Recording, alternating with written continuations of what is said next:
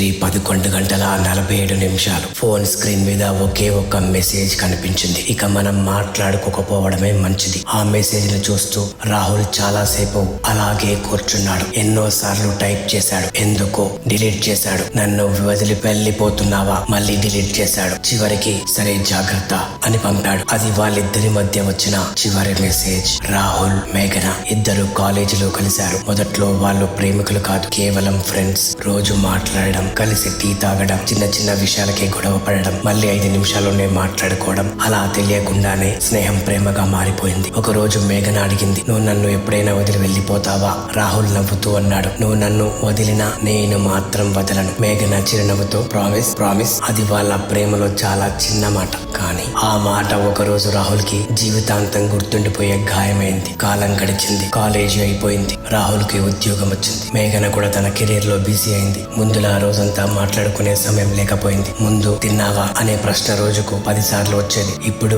2 రోజులకు ఒకసారి. రాహుల్ కి బాధగా అనిపించేది, కానీ ఆమె బిజీగా ఉందనుకుని అర్థం చేసుకునేవాడు. ఒక రోజు రాహుల్ అడిగాడు, మేఘన మన మధ్య ఏమైనా మారిందా? కొద్దిసేపు నిశ్శబ్దం. ఏం లేదు రాహుల్. అయితే ఎందుకు ఇంత దూరంగా ఉంటున్నావు? కొన్ని విషయాలు మారిపోతాయి. ఏం విషయాలు? ఆమె సమాధానం చెప్పలేదు. కొన్ని రోజుల తర్వాత మేఘన తన పెళ్లి గురించి ఇంట్లో మాట్లాడుతున్నారని చెప్పింది. రాహుల్ షాక్ అయ్యాడు. అయితే మనం? మేఘన కళ్ళల్లో నీళ్లు. మనమా? ఆ ఒక్క మాటలోనే రాహుల్ కి సమాధానం అర్థమైంది. నువ్వు నన్ను ప్రేమించలేదా? ప్రేమించాను. ఇప్పుడు? మేఘన తల దించుకుంది. ఇప్పటికీ ప్రేమిస్తున్నాను. మరి నన్నెందుకు వదిలేస్తున్నావు? ఆమె కళ్ళలో కన్నీళ్లు. ఎందుకంటే ప్రతిసారి ప్రేమ గెలవదు రాహుల్. రాహుల్ మౌనంగా ఉండిపోయాడు. నా కుటుంబ పరిస్థితులు, వాళ్ళ నమ్మకం, వాళ్ళ కోసం నేను తీసుకున్న నిర్ణయం, ఇవన్నీ నన్ను వెనక్కి లాగుతున్నాయి. అయితే నిన్ను మర్చిపోవడం నాకు సులభం కాదు. మరి ఎలా మర్చిపోతావు? మేఘన కన్నీళ్లు తుడుచుకుంటూ చెప్పింది, మర్చిపోను, కానీ గుర్తు చేసుకోకుండా బ్రతకడం నేర్చుకుంటాను. ఆ రోజు వాళ్ళు చివరిసారిగా కలుసుకున్నారు. అదే చిన్న టీ స్టాల్, అదే 2 కుర్చీలు, కానీ ఈసారి మధ్యలో చెప్పలేని దూరం. రాహుల్ టీ కప్పు పట్టుకుని అడిగాడు, నువ్వు సంతోషంగా ఉంటావా?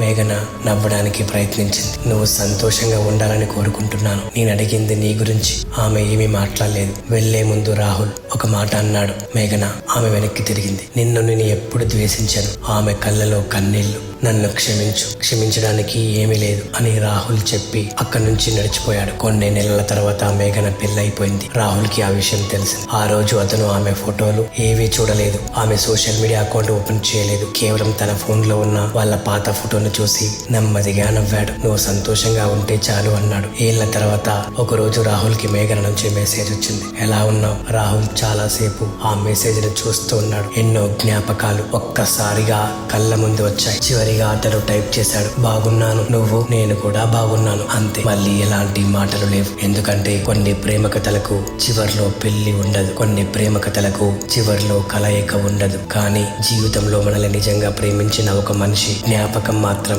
ఎప్పటికీ ఉంటుంది. రాహుల్ ఫోన్ పక్కన పెట్టి కిటికీ బయటకు చూశాడు. చిన్నగా నవ్వుకున్నాడు. ఎందుకంటే అతనికి చివరిగా ఒక విషయం అర్థమైంది. ప్రేమ అంటే ఎప్పుడు మనకు నచ్చిన మనిషిని మన దగ్గరే ఉంచుకోవడం కాదు. కొన్నిసార్లు మనం ఎంతగా ప్రేమించినా వాళ్ళు సంతోషంగా ఉండడానికి వాళ్ళను వదిలేయడమే నిజమైన ప్రేమ. అది ఓటమి కాదు, మనసుతో చేసిన చివరి త్యాగం.